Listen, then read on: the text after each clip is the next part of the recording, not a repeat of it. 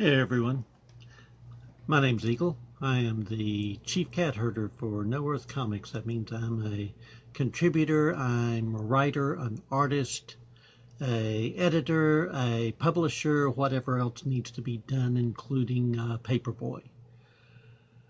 Today we're going to be doing something a little different. We're going to be doing what I hope is going to be the first of a weekly series, a Friday Roundup, where I go over what all that we have done for No Earth in this last week, as well as just random thoughts, things that are too small for a video of their own, but need to be mentioned at some point. So I've got a list of things I want to cover, but as we get questions in, if we get questions in, I'll go ahead and answer those. First off, we started our YouTube channel 6 days ago. And in that period of time, we've racked up a very impressive 56 views. I'll let that small number sink in for a moment. And for a first week, that's not bad. However, yesterday, YouTube changed the rules.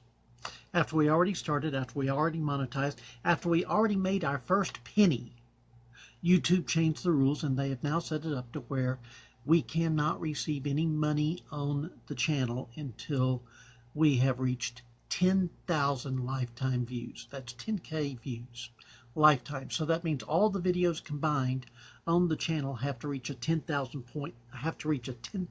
view before we can start receiving money. So with that in mind, we're going to be going ahead and opening, in fact, I've already opened the channels, I just haven't uploaded the videos yet. I'll upload this one simultaneously, but we will be going to vid.me, and we'll be going to Dailymotion. We'll still be staying on YouTube because YouTube has the traffic, and the only way we're going to get the 10K views is to build up to the 10K views, but we also need to be monetizing the videos from the very beginning. If you're watching this on Facebook, obviously this video is not monetized.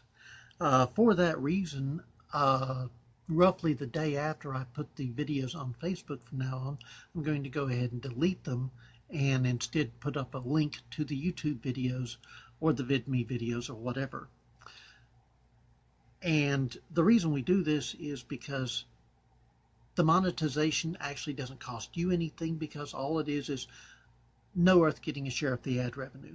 And we're going to put that ad revenue not towards me, but towards the creators in general. So that ad revenue will go into the No Earth income for the month, and it will be given directly to creators based on their shares. YouTube doing this is for a number of reasons. Mainly because they've let certain aspects of the site get away from them. And certain aspects of the site are offensive, and we all know that. But that's okay, because, you know, free speech is a thing. Unfortunately, YouTube has a very, very large political agenda, and they've been messing with certain types of content providers for a while. We're going to stay out of that on this channel. We're going to stay out of that entire concept of political ramifications and political activism. And this is because it's not because I don't have political opinions. I've got a lot of them. But what it is we are a company, and we, as a company, have a lot of different political opinions within the company. It would be wrong for me to attempt to speak for the number of creators that are part of this. So most of the political and social positions that I take on this channel will be larger principles, if I take any at all. We have certain things that the company itself stands for, and those are plainly laid out on our website, and None of those are likely to run afoul of YouTube's current censorship nor their coming censorship. And I say coming censorship because they will be doing more of this, because right now they don't want to lose the advertising revenue they've got. So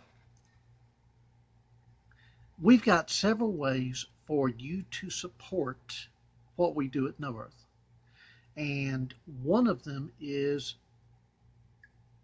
watching videos. One of them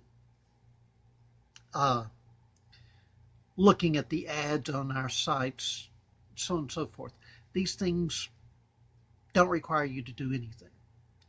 If you actually want to help us, we do have a Patreon. It is in the process of being updated, and it's something where the money winds up going directly to the creators. It is split amongst the creators based on the shares that they have in the company. The other thing is, hi, we've got comics for sale.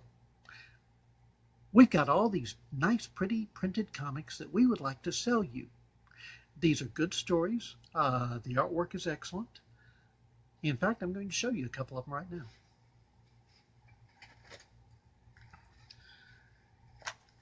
War Mage. Now, War Mage has time travel, romance, a little bit of comedy. The artwork is a 1970s style, heavy metal style artwork without all of the hypersexualization. But look, it's an actual book. It's got words. It's got a very good story in it. And you can read the first part of the comic on the website. That's noearth.com. no-earth.com.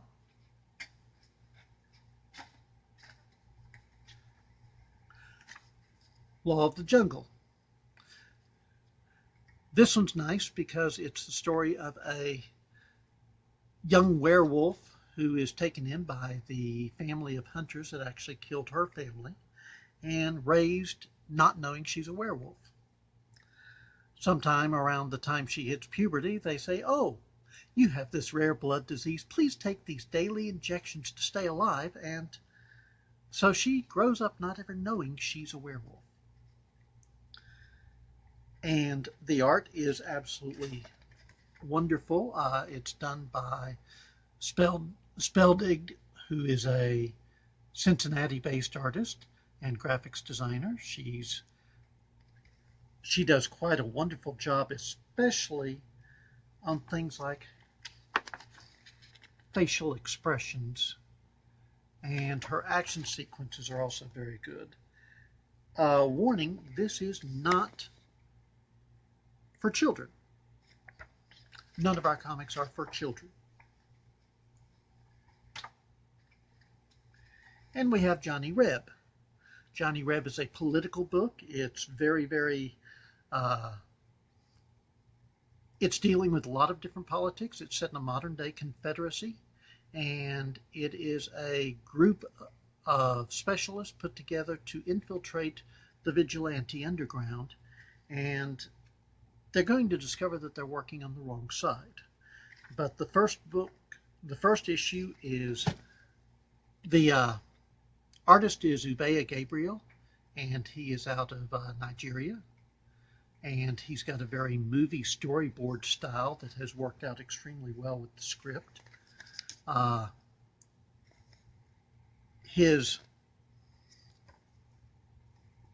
The interesting thing about this one is that the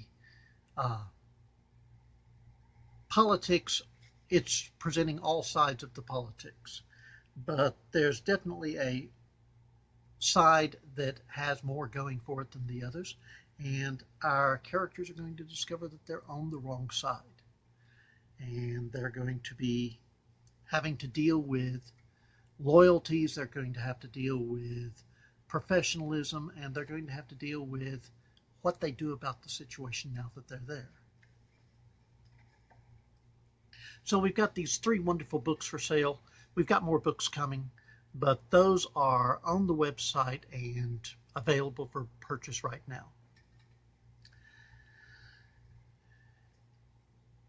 Okay, we've got a number of things coming down the pike right now. The first one is Eulogy, which we are in script format right now. It is a interesting story in that the main character is Carol Adams, aka Bombshell, and she's dead. In fact, the story opens at her funeral. And there's a lot of flashbacks to various periods of comic book history. So we're going all the way back to World War II when she was created, and we're bringing it forward. So there will be stories set in different eras, and those eras will reflect some of the comic book sensibilities at the time. And in doing so, we'll tell not just the history of Carol Adams and some of the things she was involved in, but also the history of comics in general. It's a bit of an ambitious project. It's obviously not going to all happen in one issue. The first issue is dealing simply with her origin. MSD Omega started posting recently. This is all of the books on Noah take place in our own shared universe. And so MSD Omega is dealing with the corporate world, and specifically the world of the corporate security, CorpSecs. And MSD Omega is a Black Ops CorpSec team. And we get to find out the ins and outs of the team through a reluctant recruit named Giovanni. And he is recruited out of a jail cell. It's going to be a fun ride. It's a buddy cop book. It's probably got more humor in it than any other book that we've put out so far, but it is the gallows humor variety. We've got a number of others coming down the pike that I will tell you about in future videos, but those are the two that are in production right now that we really want you to take a look at. Let's see here. That's pretty much all that I need to take care of covering what's going on with No Earth itself. The big story in comics this last week is still Marvel's misstep in deciding to blame the fans for their failing sales. I'd like to touch on that for just a moment. I've already done the diversity in comics video on it, and I encourage you to watch that if you haven't already seen it. But I'd like to say this. Marvel's sales are in the basement. I could have used other euphemisms, but we'll go with basement. For the month of February, the only two comics they had in the top 10 both had the words Star Wars in the title. They didn't have a superhero comic in the top 10. In the top 13, they had a single superhero comic. It was a 1967 Spider-Man reprint. In other words, nothing new. In the top 25, they had three additional comics in the top 25, and all three of them were using legacy characters, and one of them was a big crossover event, Inhumans versus X-Men. What this tells us is not that comic book fans don't want diversity. It's not telling us that comic book fans don't want strong female characters. It's not telling us that comic book fans don't want any of the things that Marvel accused their own fans of not wanting. Instead, this is something that... Hold on just a moment.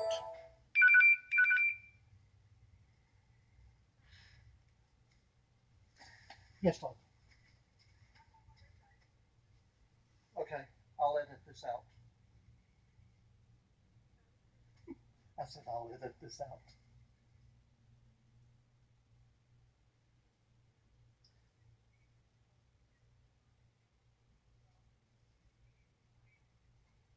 Okay. Okay.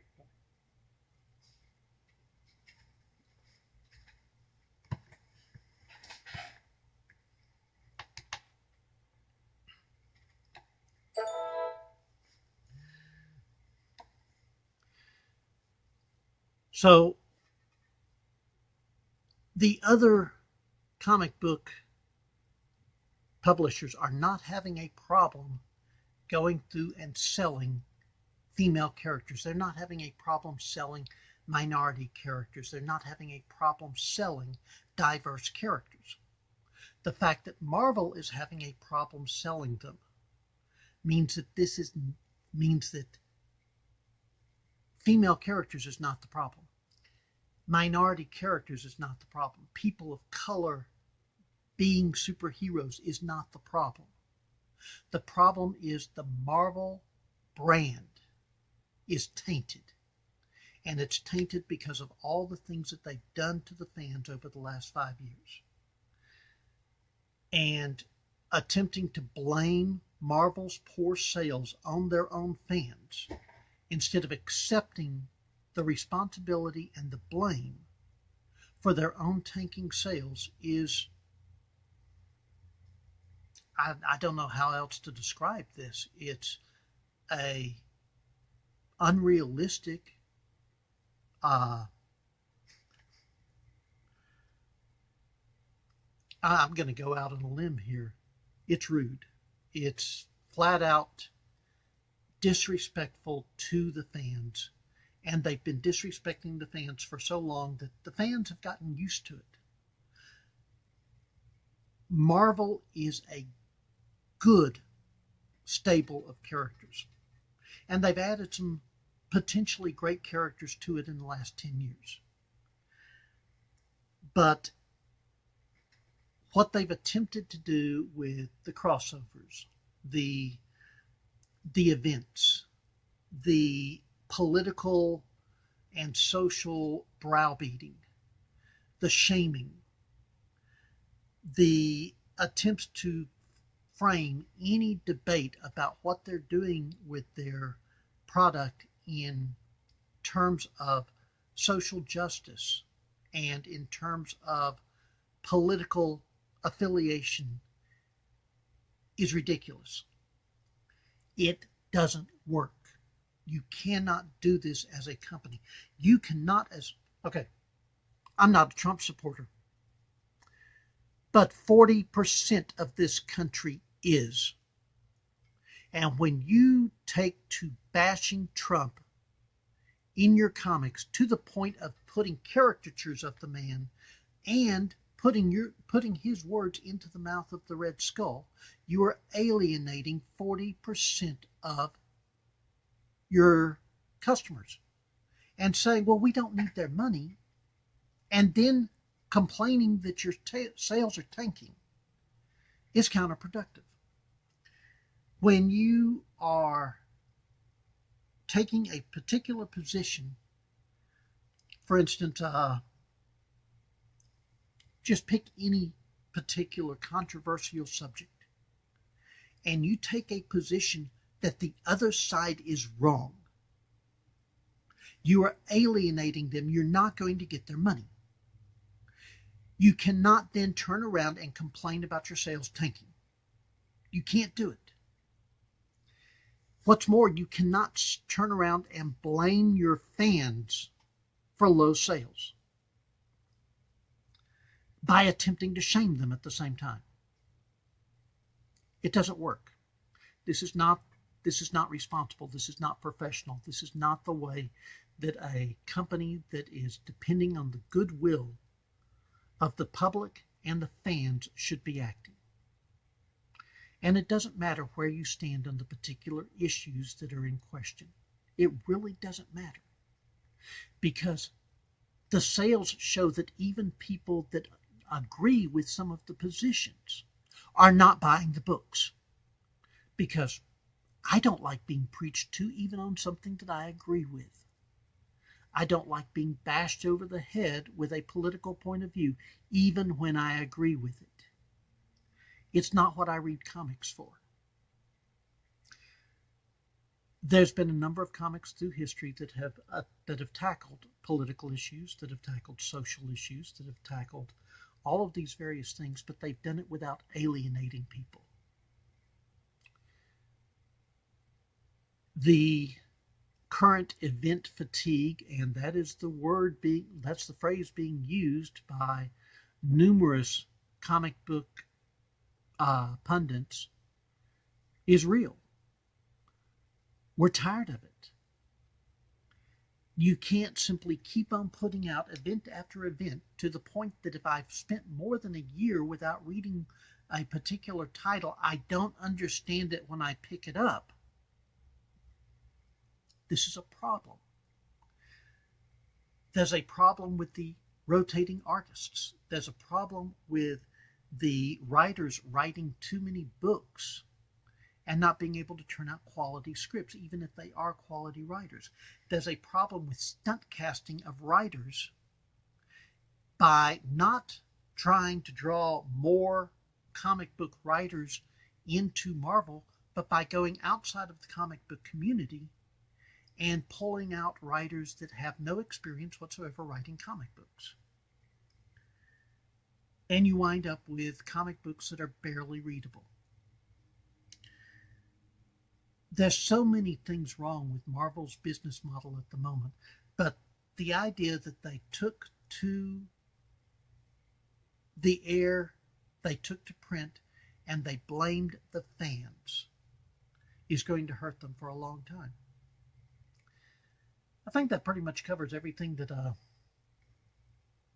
I wanted to cover today.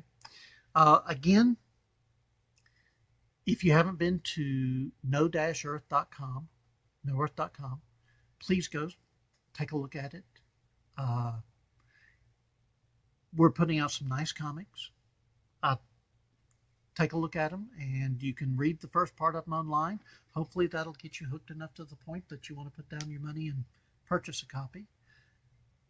If you want to support us, Patreon, please like and subscribe. Please share this with your friends. We're trying to grow, and that's the only way we can do it. Thank you, and it's been good talking to you.